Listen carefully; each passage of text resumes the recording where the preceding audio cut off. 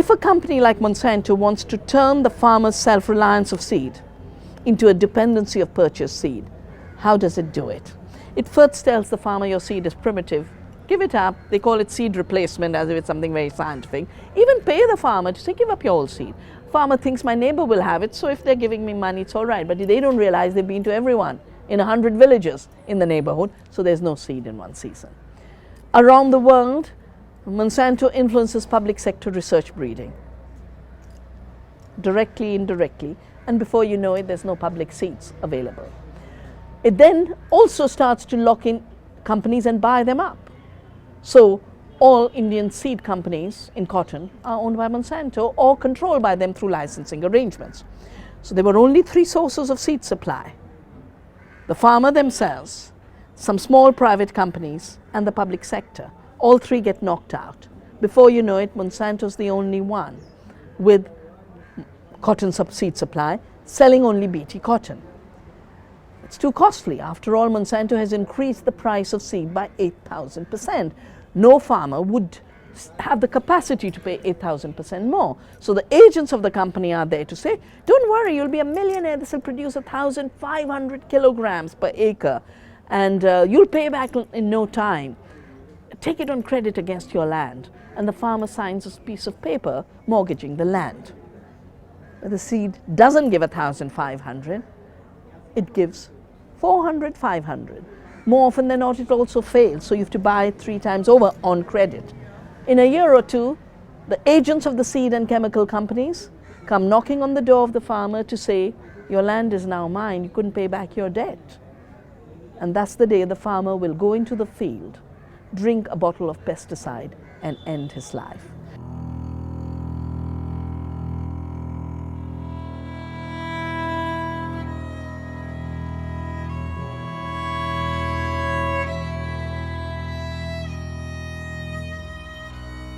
अपने घर में बीज उगाते थे और अपने घर के बीज बचाते थे और वही बोते थे। ज़्यादा हो गया तो हमने बीज बचा दिया, हमारे खेत में अच्छे बीज हैं तो तुम देख लिया, तुम्हारे खेत में अच्छा बीज हम तुमसे दे दिया, तुम्हारे खेत में जो अच्छा बीज है हम ले आए।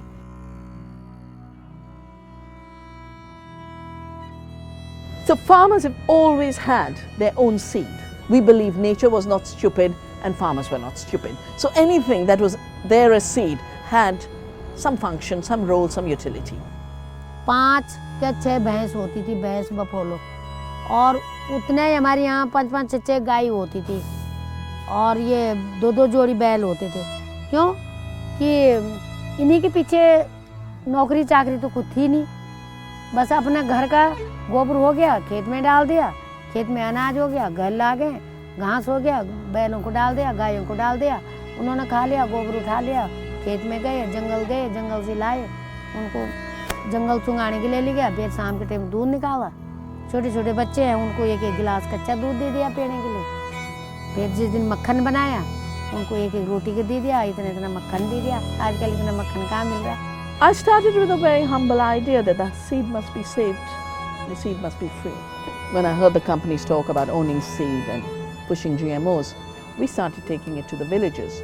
And in some places, people started to save seeds because they realized what it would mean if they didn't have sovereignty. In other places, there would be a drought, and the Green Revolution seeds needed irrigation, were failing them because there was no water because of the drought. And they turned to us and say, we need to save drought-tolerant seeds. In other situations, like after the tsunami in Tamil Nadu in 2004, the salt from the sea made agriculture impossible. But because we had saved rices that were tolerant to salt, which farmers in these coastal areas had bred, we could bring back the agriculture. पहले हमारे पास जब हमने शुरू किया, तब हमारे पास उस समय 60 किस्म के धान लगाए थे हमने, और 3 बीघा में लगाए हमने, ज़्यादा हमने बासमती लगाए थे। फिर उसमें हमारा मिलावट ज़्यादा हुई, तब हमने ये गुच्छी निकालनी शुरू करी। ये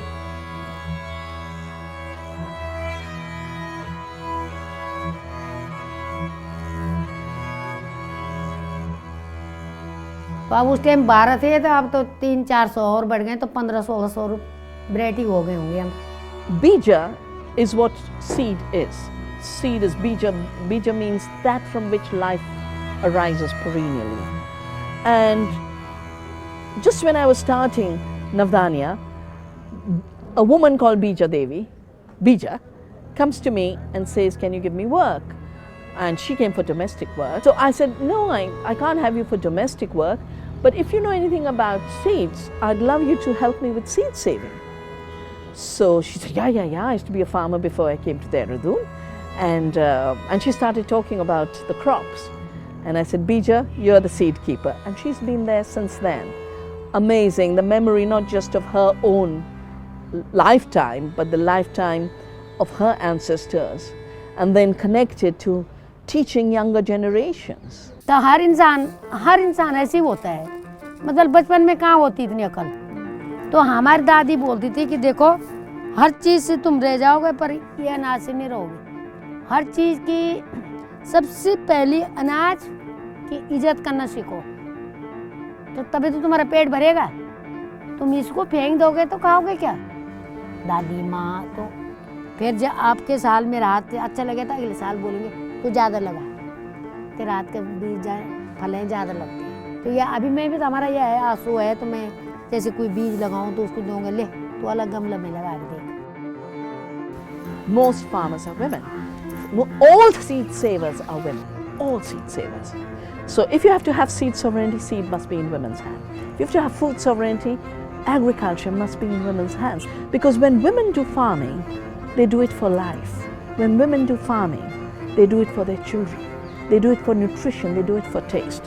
When corporations breed seed, they do it for monopoly, for toxics, because they are the toxic sellers too, and for long distance trade. They do it for all the wrong things. We really are faced with two options for the future. A womanly future in which women come center stage with all the knowledge of centuries of women in farming.